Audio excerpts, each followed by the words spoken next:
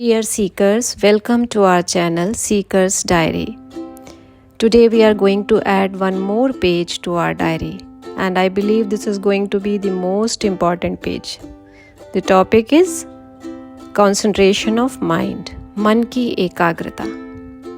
स्वामी विवेकानंद कहते थे कि संपूर्ण शिक्षा का सार मन की एकाग्रता है, और अगर मुझे पुनः पढ़ने का अवसर मिले तो इस बार जानकारियाँ जुटाने की बजाय मैं पहले मन की एकाग्रता का अभ्यास करूँगा, क्योंकि मन ही वो इंस्ट्रूमेंट है जिससे हम ये सारी जानकारियाँ जुटाते हैं। तो पहले हमें इस इंस्ट्रूमेंट को शार्प करना होगा, उसको स्ट्रॉन्ग करना होगा, और उसके लिए हमें एकाग्रता का अभ्यास करना होगा। मनुष्य और पशु में मुख्य अंतर है उनकी मन की एकाग्रता की शक्ति। किसी भी कार्य में सारी सफलता इसी एकाग्रता का परिणाम है। इसी शक्ति में अंतर के कारण एक मनुष्य दूसरे मनुष्य से भिन्न होता है।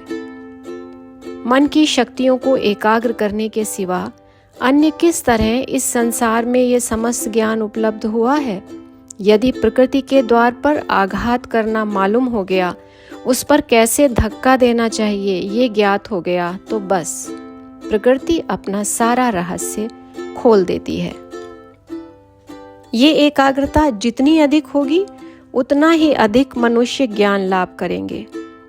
मोची यदि जरा अधिक मन लगाकर काम करे तो वो जूते को अधिक अच्छी तरह से पॉलिश कर सकेगा। रसोइया एकाग्र होने से भोजन को अच्छी तरह पका सकेगा। अर्थ का उपार्जन करना हो या भगवत आराधना करनी हो, जिस काम में जितनी एकाग्रता होगी वो कार्य उतने ही अधिक अच्छे प्रकार से संपन्न होगा। संसार के सभी महापुरुष, साधु और सिद्ध पुरुषों ने क्या किया है? उन्होंने एक जन्म में ही समय को कम करके उन सब अवस्थाओं का भोग कर लिया जिनमें से होकर साधारण मानव करोड़ों जन्मों में मुक्त होता है। एक जन्म में ही वो अपनी मुक्ति का मार्ग तय कर लेते हैं। वे दूसरी कोई चिंता नहीं करते, दूसरी किसी बात के लिए एक निमिष मात्र भी समय नहीं देते। उनका एक पल भी व्यर्थ नहीं जाता, और इसीलिए उनकी मुक्ति का समय घट जाता है। एकाग्रता का यही अर्थ है कि शक्ति संचय की क्षमता को बढ़ाकर उस समय को घटा लेना। विवेकानंद में अपनी प्रारंभिक अवस्था से ही ध्यान के प्रति स्वाभाविक प्रवृत्ति दिखाई देती थी। उनके बाल सुलभ खेलों में ध्यान भी एक अनिवार्य अंग था। एक बार वो अपने मित्रों के सहित ध्यान कर रहे थे। सभी लड़के शरीर पर भस्म लगाकर बैठे हुए थे।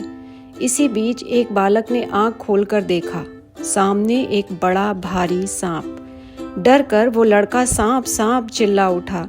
सभी हड़बड़ा कर कमरे से बाहर निकल के भागे, लेकिन नरेंद्र बाह्य ज्ञान शून्य थे। उनके कान में चीत्कार कोलाहल कुछ भी नहीं पहुंचा। लड़कों ने जल्दी से उतरकर सबको बताया। उनके माता पिता और सभी लोग दौड़कर वहां आए। उनका कोमल सुंदर मुखमंडल एक स्वर्गीय आभा से शोभायमान हो रहा था। देह स्पंदनहीन थी और वो कुमार योगी पद्मासन पर ध्यान में बैठे थे, और उनके समक्ष वो विषधर सर्प भीषण फन फैलाकर मंत्रमुग्ध की तरह पड़ा हुआ था। इस दृश्य को देखकर सभी देखने वाले भय में डूब गए, लेकिन थोड़ी देर बाद वो सांप अपना फन समेटकर चला गया और ढूंढने पर भी फिर दिखने में नहीं आया। ध्यान से उतरने पर आंखें खोलकर जब नरेंद्रनाथ ने घर वालों को उस दशा में देखा तो कुछ विस्मित से हुए। सांप की बात सुनकर उन्होंने आश्चर्य से कहा, मैं सांप की बात तो कुछ भी नहीं जानता, मैं तो एक अवर्णीय आनंद का अनुभव कर रहा था। जब वो प्रथम बार रामकृष्ण देव से मिले थे तो रामकृष्ण देव ने उनसे प्रश्न किया था, क्या तुम सोने से पहले प्रकाश देखते हो? और उन्होंने आश्चर्यपूर्ण स्वर में उत्तर दिया था, हाँ देखता हूँ, क्या हर कोई ऐसा नहीं देखता? बाद में उन्होंने स्वयं अपनी इस असाधारण मनःशक्ति का वर्णन किया। उन्होंने बताया कि जब से मैंने होश संभाला उस प्रारंभिक समय से ही जैसे ही मैं सोने के लिए आंख बंद करता तो अपने भ्रू मध्य में प्रकाश का एक अद्भुत बिंदु देखा करता था और अति ध्यान पूर्वक मैं इसमें अनेक परिवर्तन होते देखता था। प्रकाश का ये बिंदु रंग बदलता रहता और एक गेंद का आकार लेने तक बढ़ता था। अंत में ये फटकर सिर से पैरों तक मेरे पूरे शरीर को दूधिया तरल प्रकाश में व्याप्त कर देता था और ऐसा होते ही मेरी बाह्य चेतना लुप्त हो जाती थी और मैं सो जाता था। मैं विश्वास करता था कि प्रत्येक व्यक्ति इसी प्रकार सोता होगा। फिर जब मैं बड़ा हुआ और ध्यान का अभ्यास करने लगा तो आंखें बंद करते ही वो प्रकाश बिंदु मुझे दिखाई देता और मैं उस पर मन एकाग्र कर लेता था। रामकृष्ण परमहंस ने स्वामी विवेकानंद के बारे में कहा था कि नरेंद्र का आधार बड़ा है, वो ध्यान सिद्ध है। अगम्य माया उसे कभी वश में नहीं ला सकती। इसी प्रकार की एक घटना जब दक्षिणेश्वर में रामकृष्ण देव के एक गृहस्थ शिष्य गिरीश चंद्र घोष के साथ वो ध्यान पर बैठे हुए थे। एक वृक्ष के नीचे दोनों ही जाकर साथ में ही ध्यान पर बैठ गए थे। वहां पर असंख्य मच्छर थे जिन्होंने गिरीश को इतना परेशान किया कि वो अधीर हो उठे। लेकिन आंखें खोलते ही वो ये देखकर आश्चर्यचकित रह गए कि स्वामी विवेकानंद का शरीर ऐसा लग रहा था मानो एक काले कंबल से ढका हुआ हो। उन पर इतनी संख्या में मच्छर बैठे थे, लेकिन वो उनकी उपस्थिति से नितांत अनजान थे और सहज अवस्था में आने पर भी उन्हें उन मच्छरों का कोई भी भान नहीं था। स्वामी विवेकानंद के दिव्य जीवन की इन झलकियों के बाद अब हम विचार करते हैं कि ध्यान का अभ्यास कैसे किया जाए, मन को कैसे एकाग्र किया जाए। स्वामी अशोकानंद जी ने इस बारे में 10 टिप्स दिए हैं। अगर हम इन्हें ध्यान में रखें तो निश्चित ही हमारा ध्यान बेहतर होता जाएगा। पहला पॉइंट है डेली प्रैक्टिस, डेली, रोज का अभ्यास। ऐसा नहीं है कि आज किया कल छोड़ दिया। एक बार यदि अभ्यास शुरू किया है तो उसे निरंतर करना है, रोज करना है। समय अधिक हो तो अधिक देर करें, समय कम हो तो कम देर करें। हो सकता है सिर्फ 10 ही मिनट कर पाएं, लेकिन अपना अभ्यास छोड़े नहीं। दूसरा है फिक्स्ड टाइम, समय भी अपना निश्चित रखें। प्रातःकाल और सायंकाल ये अभ्यास के सबसे उपयुक्त समय माने जाते हैं। स्वामी विवेकानंद ने भी कहा था कि प्रतिदिन कम से कम 2 बार अभ्यास करना चाहिए। जब रात बीतती है और पौ फटती है और जब दिन बीत जाता है और रात आती है, इन 2 समयों में प्रकृति अपेक्षाकृत शांत। इन समयों में तुम्हारे शरीर की शांत रहने की प्रवृत्ति होती है और उस सहज अवस्था का हमें लाभ उठाना चाहिए। तीसरा पॉइंट है फिक्स्ड प्लेस, वो जगह भी निश्चित हो। इस बारे में भी स्वामी विवेकानंद ने बड़े व्यावहारिक सुझाव दिए हैं। उन्होंने कहा है कि अगर संभव हो पाए तो एक स्वतंत्र कमरा ही रखो और इस कमरे को सोने के काम में मत लाओ, इसे पवित्र रखो। बिना स्नान किए, शरीर और मन को बिना शुद्ध किए इस कक्ष में प्रवेश मत करो। इसमें सदा पुष्प और हृदय को आनंद देने वाले चित्र रखो। सुबह और शाम वहां धूप, चंदन, चूर्ण आदि जलाओ। उस कमरे में किसी प्रकार का क्रोध, कलह और अपवित्र चिंतन ना करो। तुम्हारे साथ जिनके भाव मिलते हैं केवल उन्हीं को उस कक्ष में प्रवेश करने दो। ऐसा करने पे शीघ्र ही उस कमरे में पवित्रता का वातावरण हो जाएगा। यहाँ तक कि जब तुम दुखी, कष्टपूर्ण या अनिश्चय की स्थिति में होगे या तुम्हारा मन बहुत चंचल हो रहा होगा, उस समय उस कक्ष में प्रवेश करते ही तुम पाओगे कि तुम्हारा मन शांत हो गया। वास्तव में मंदिर, गिरजाघर, इन सब के निर्माण का सच्चा उद्देश्य तो यही था। तो आदर्श ये है कि अगर चारों ओर पवित्र चिंतन की तरंगें सदा स्पंदित होती हैं तो वो स्थान भी आत्मिक प्रकाश से प्रदीप्त हो सकता है। अगर इस तरह के एक स्वतंत्र कमरे की व्यवस्था नहीं कर सकते तो कोई बात नहीं, लेकिन प्रयास यही हो कि उसी स्थान पर बैठकर रोज ध्यान किया जाए। चौथा है अवॉइड बैड थॉट्स। बुरे विचारों को अवॉइड करो। ध्यान में बैठने पर भी बहुत सारे विचार आएंगे, बहुत सारी असत भावनाएं आएंगी। संभव है कि जब आप ध्यान पे ना बैठें तो वो बुरी भावनाएं सामने ना आएं और ध्यान पे बैठने पर वो सामने आएं, लेकिन उनसे घबराओ नहीं। देखोगे कि धीरे धीरे मन के ये सभी खेल कम होते जा रहे हैं। ध्यान का अभ्यास करते रहने से दिन पर दिन मन स्थिर होता जाता है। फिफ्थ है अवॉइड बैड कंपनी, गलत संग। क्योंकि संग दोष सभी परिचित हैं कि संग का रंग जरूर चढ़ता है। जो लोग नकारात्मक विचारधारा के हैं, निंदा द्वेष से भरे रहते हैं, उनकी कंपनी अवॉइड करो। नेक्स्ट पॉइंट है practice little bit of aestheticism. जीवन में कुछ तपश्चर्या अवश्य हो। मिनिमाइज द नीड्स, कुछ अनुशासन हो।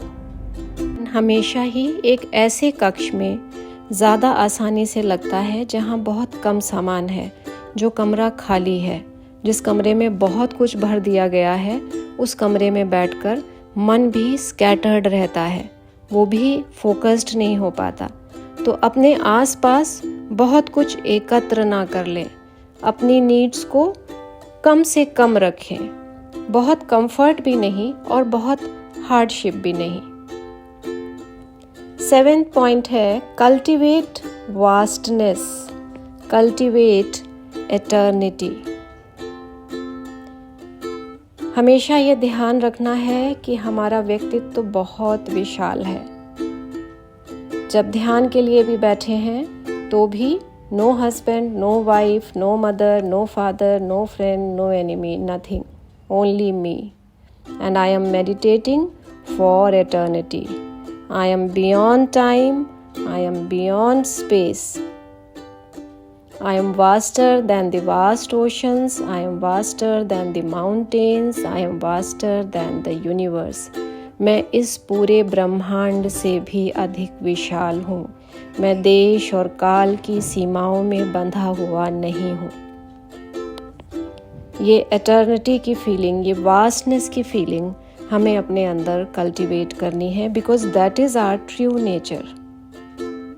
8th पॉइंट है great yearning for God, most essential. Shankaracharya ने भी कहा है मुमुक्षु होना है, ईश्वर को प्राप्त करने की, लिबरेट होने की आकांक्षा होनी चाहिए।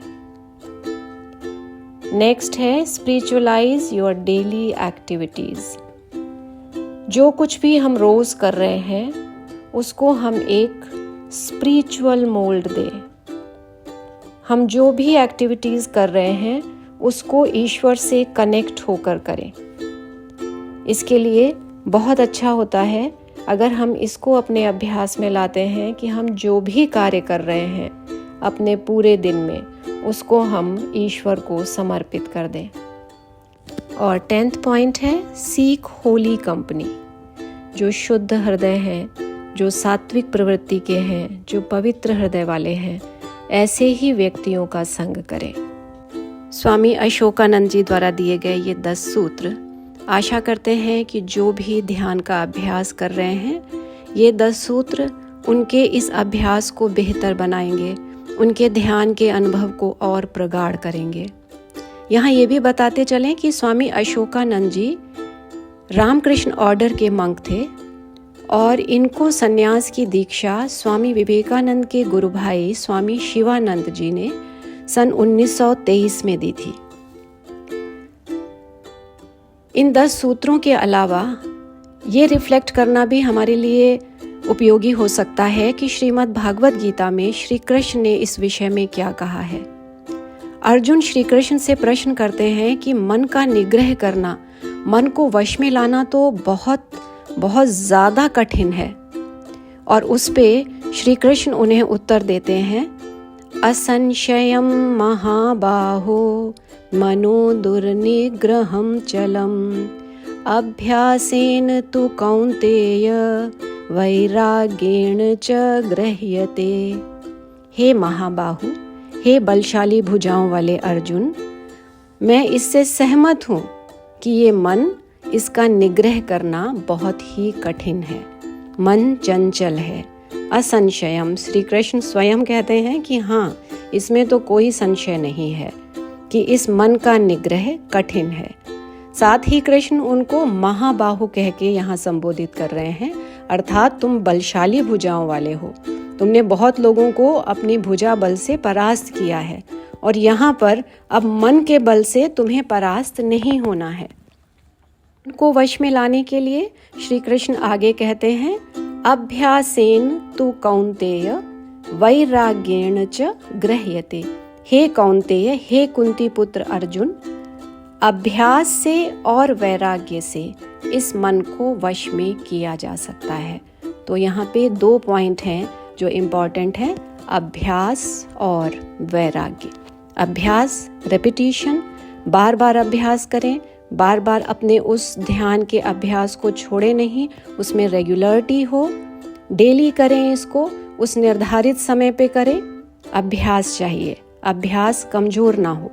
और दूसरा है वैराग्य, डिस्पैशन फॉर द वर्ल्ड, ना राग हो किसी से, ना द्वेष हो किसी से, वैराग्य।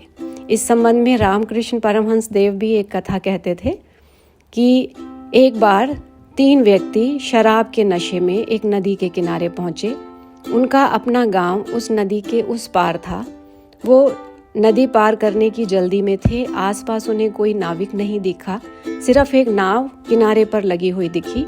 तो वो जल्दी जल्दी तीनों जाकर उस नाव में बैठ गए और उस नाव को खेने लगे।